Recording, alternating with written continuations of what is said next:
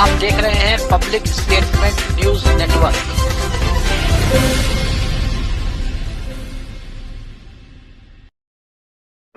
नमस्कार, आप देख रहे हैं public statement news. Irfan Solanki के खिलाफ कानपुर अदालत में चल रहे आगजनी के मामले में आज फिर से फैसला आते आते रह गया। इरफान सोलंकी के वकील वरिष्ठ अधिवक्ता सईद नकवी ने एक प्रेस वार्ता करते हुए बताया कि 4 अप्रैल की अगली तारीख को 1 माह से अधिक समय हो जाएगा। इरफान मामले में ज़िरे खत्म हुई। आमतौर पर 14 दिनों के भीतर फैसला आ जाना चाहिए, परंतु इरफान का मामला लगभग 1.5 साल से भी अधिक समय से चल रहा है। हो सकता है कि इसी कारण से जज साहब को जजमेंट देने में समय लग रहा हो, लेकिन उम्मीद है कि इरफान के मामले में हमने न्यायपालिका में जो जिरह करी है उसका विपक्ष सामना नहीं कर सका है, जिससे फैसला हमारे पक्ष में आने की उम्मीद बढ़ जाती है। इरफान के खिलाफ आरोप लगाने वाले गवाह भी मैनिपुलेट किए गए हैं। नगरपालिका के सामने हम अपना पक्ष रखेंगे कि फैसले से पहले हमें एक बार जिरह का मौका और दिया जाना चाहिए। वाले मामले पे आज फैसला आने लगे, फिर डेट बढ़ गई है।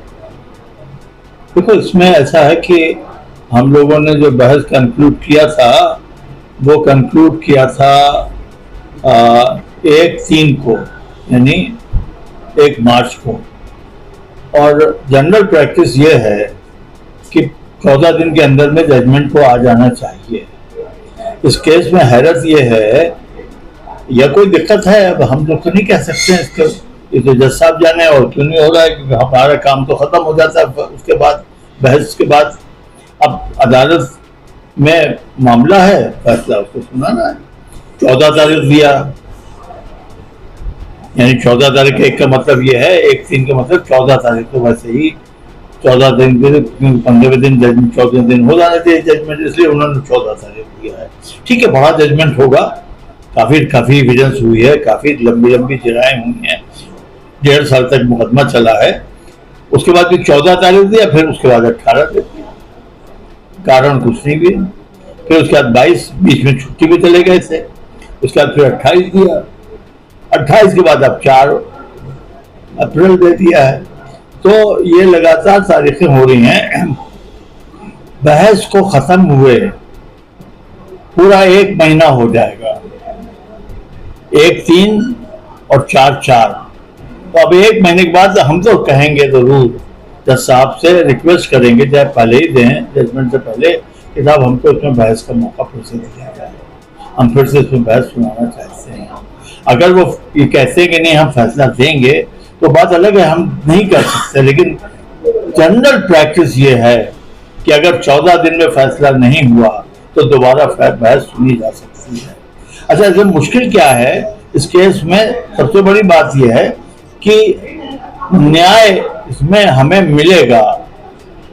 हम अपना कसूर प्रोसिक्यूशन साबित नहीं कर पाया, हम अपने को बेकसूर साबित हमने किया है।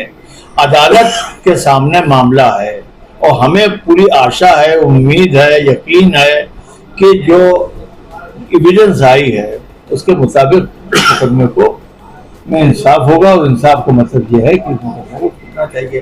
भाई, जिस जगह पे आग लगी है उसके मालिक हम हैं।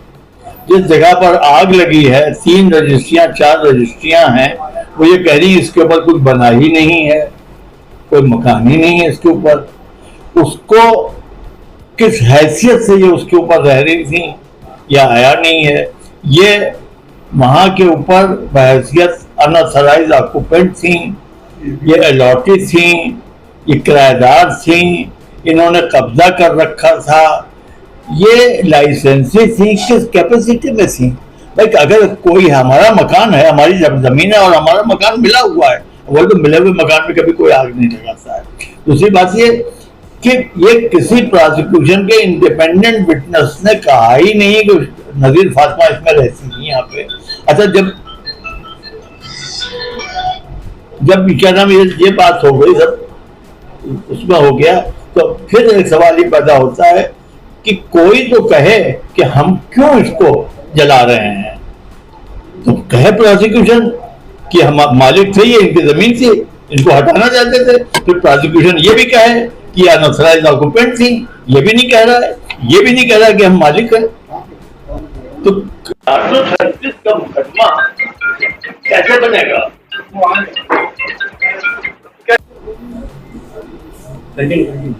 फिर उसके बाद इसमें किसी ने भी आग लगाते हुए नहीं देखा। आग कैसे लगी इसके बारे में कोई बता ही नहीं रहा, कोई गवाह कह नहीं रहा कि आग लगी कैसे। भाई आप लोग तो प्रेस के लोग हो, आप लोग तमाम मामला देखते हो, आपको खुद क्या लग रहा है इसमें कि जब आग लगाते ही किसी ने नहीं देखा तो आप इल्जाम कैसे दे रहे?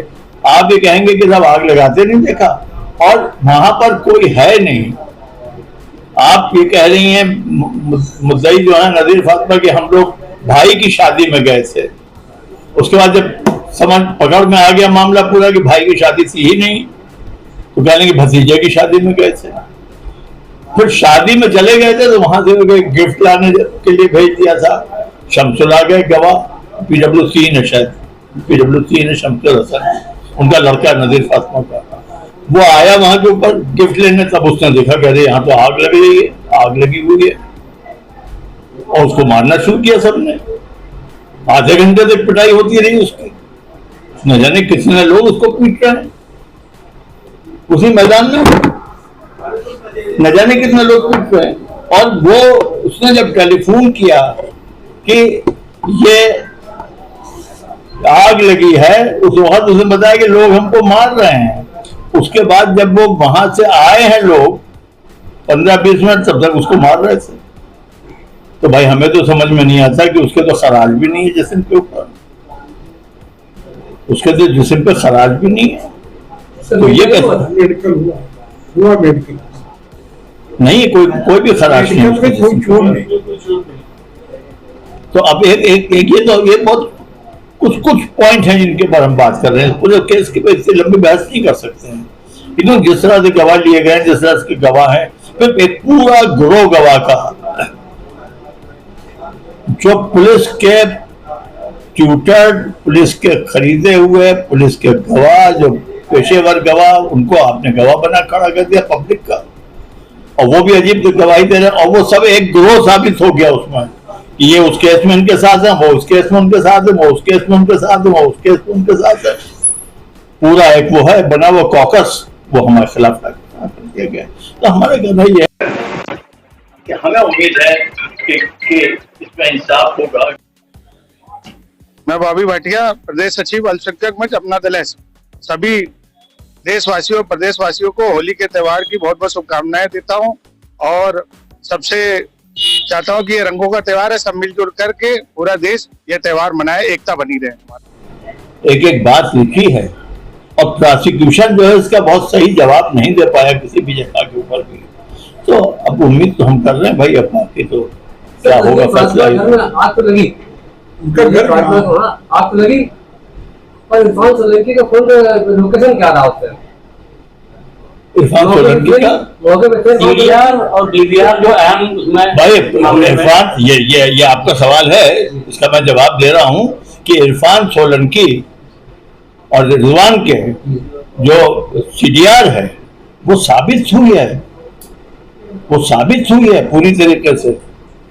और उसमें रिजवान जो है लखनऊ में और इरफान जो है जाजमऊ में, और एक जगह में अपने ऑफिस में यहाँ के ऊपर इफ्तिखाराबाद में ऑफिस कहाँ पे है? इफ्तिखाराबाद में है। इफ्तिखाराबाद और जाजमऊ 14-15 किलोमीटर है। इस बीच में और भी इधर उधर मूव किए हैं, लेकिन वो भी सारी फिर कहते हैं इसराइल आटे वाले के यहाँ कॉन्स्पिरेसी की, इसराइल आटे वाले के यहाँ बैठ के साजिश की जा रही थी। मतलब जितने ये जो गवाह हैं जो बैठे हुए हैं वहां, उनके सामने हम साजिश करेंगे, अपने दुश्मनों के सामने। वो केस पहले हमारे खिलाफ लिखा चुके हैं।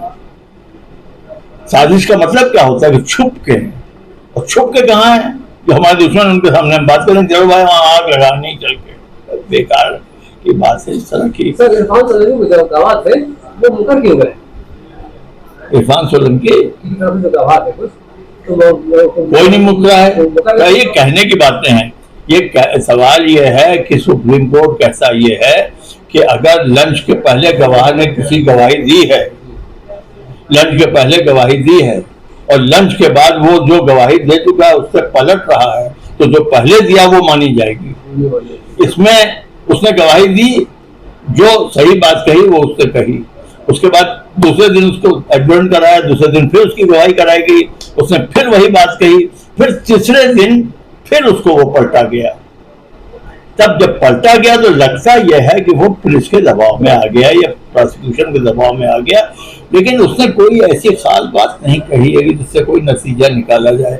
ये कहानी क्या बार बार आ रही है कि पलट गया पलट गया, जब गवाह पलटा वलटा नहीं होता, क्योंकि ऐसा नहीं है कि उसने कोई अपने पहले के स्टेटमेंट से रिजाइल कर गया हो, पहले का स्टेटमेंट बदल दिया हो।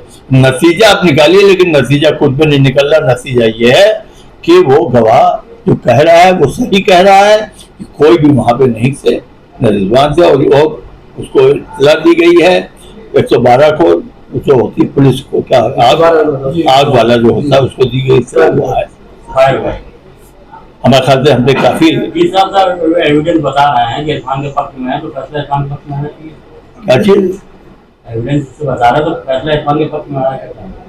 ये तो जो कराइन है, जो एविडेंस है, उसके बारे में डिफेंस के वकील और मुल्जिमान और जो बहस के बाद जो पूरा ऑफिस है, लॉयर्स का जो ऑफिस है, वो एक नतीजा करता है, लेकिन असली फैसला तो जज करता है ना, असली फैसला तो जज करता है। तो ये कैसे कहा जा सकता है, लेकिन कि इतना हम जरूर कहेंगे इस केस में खासतौर से कि 2 महीने तक जज साहब ने जो बहस लिखी है उसमें एक एक पॉइंट लिखा है, और इस केस में जज साहब ने जो एविडेंस लिखी है उसमें यह नहीं हुआ है कि क्या नाम है, जज साहब के डिक्टेशन पर न लिखी गई हो। सारी गवाही जज साहब के डिक्टेशन पर लिखी गई है। मतलब बिल्कुल जैसे कहना चाहिए लीगली पूरा ट्रायल चला है, कहीं केवल भी कोई इलीगैलिटी नहीं है ट्रायल में, पूरे ट्रायल में।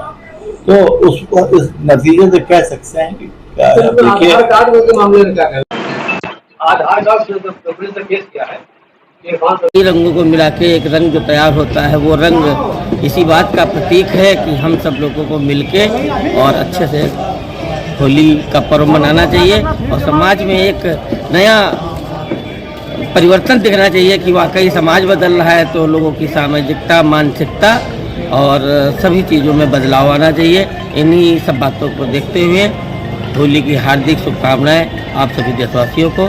जय हिंद, जय भारत। प्रिय आत्मन, समस्त राष्ट्रवासियों को होली की अनंत शुभकामनाएं। ईश्वर की कृपा से इस बार होली के साथ साथ चुनावी पर्व भी आ गया है, तो समस्त राष्ट्रवासियों से निवेदन है कि होली के पर्व के साथ साथ चुनावी पर्व में भी बढ़ चढ़कर हिस्सेदारी करें और भारत में राम राज्य जैसी शासन प्रणाली लाने के लिए भारी संख्या में मतदान करें। शराब पी करके या भांग पी करके वाहन चलाते हैं, जिससे कि दुर्घटनाएं काफ़ी मात्रा में कारित होती है। मेरे सभी कानपुर के सभी सम्मानित नगरवासियों का अनुरोध है कि होली एक खुशी का और रंगों का त्यौहार है, इसको उसी भावना से मनाएं और किसी भी दशा में शराब पी करके या कोई अन्य मादक पदार्थ पीकर वाहन न चलाएं, क्योंकि इससे दुर्घटना होने की चांसेस बहुत ज़्यादा रहते हैं।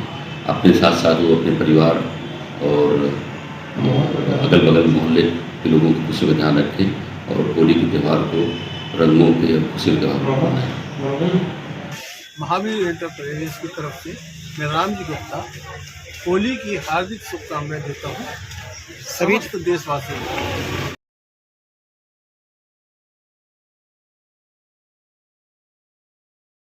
अरे दिनेश जी, क्या हुआ? आप परेशान दिख रहे हैं। हाँ सुरेश जी, मैं अपने बिजनेस को लेकर बहुत परेशान हूँ। यह ठीक नहीं चल रहा है। हर महीने भारी नुकसान का सामना करना पड़ रहा है। मुझे नहीं पता कि क्या करूँ, लेकिन मैंने सुना है कि आपका बिजनेस बहुत अच्छा चल रहा है। आखिर कैसे? कृपया मुझे बताओ। हाँ, मेरा बिजनेस अच्छा चल रहा है। मैंने बोर्नफायर सर्विसेज प्राइवेट लिमिटेड की डिस्ट्रीब्यूटरशिप ली है। बोर्नफायर सर्विसेज प्राइवेट लिमिटेड, इसके बारे में मुझे अधिक बताओ। बोर्नफायर सर्विसेज प्राइवेट लिमिटेड पिछले 25 ईयर्स से सेल्स और मार्केटिंग डिस्ट्रीब्यूशन के क्षेत्र में काम कर रही है। Bornfire services private limited mineral water, soda, juice, cold drink का अपना ब्रांड बोर्नफायर का manufacturing, sales, marketing, distribution, retailing सब कुछ मुझे सपोर्ट देता है। और पूरे भारत में 60-65 डिस्ट्रिक्ट में काम कर रही है। बोर्नफायर के सपोर्ट से हमारा निवेश पर मासिक रिटर्न अच्छा होता है। That's great. मुझे बोर्नफायर सर्विसेज प्राइवेट लिमिटेड की डिस्ट्रीब्यूटरशिप लेने में इंटरेस्ट है।